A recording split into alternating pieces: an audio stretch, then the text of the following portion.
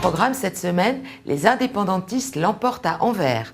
Bruxelles, 21e arrondissement de Paris. Arrivée du Cannabis Social Club, une filière d'immigration mongole organisée pour voler en France et en Belgique. Et bien sûr, les événements à ne pas manquer si vous êtes francophone et que vous résidez en Belgique. Dimanche 14 au soir, le parti indépendantiste flamand, en la personne de Bart De Wever, a gagné les élections municipales à Anvers et met ainsi fin à plus de 80 ans de règne socialiste.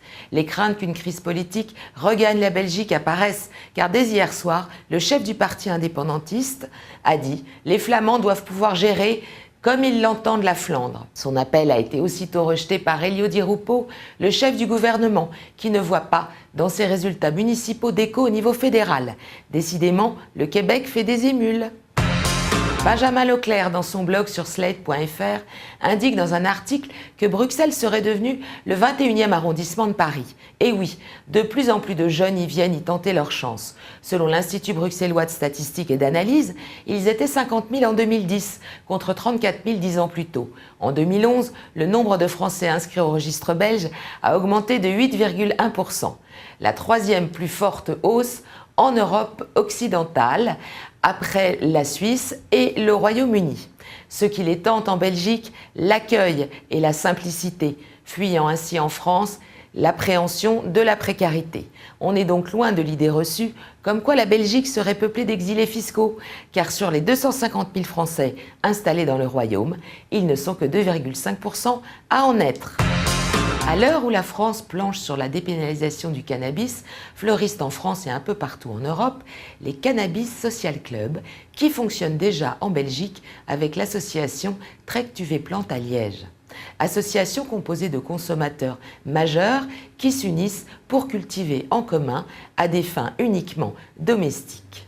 Les Cannabis Social Club, en Belgique notamment où le simple usage est dépénalisé, sont considérés comme une alternative qui ne remet pas en cause les conventions internationales signées par ce pays et n'est pas en contradiction avec sa loi.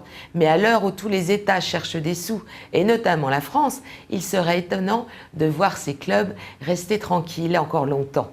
Du cannabis libéralisé dans sa consommation, peut-être un jour, mais pas sans taxe.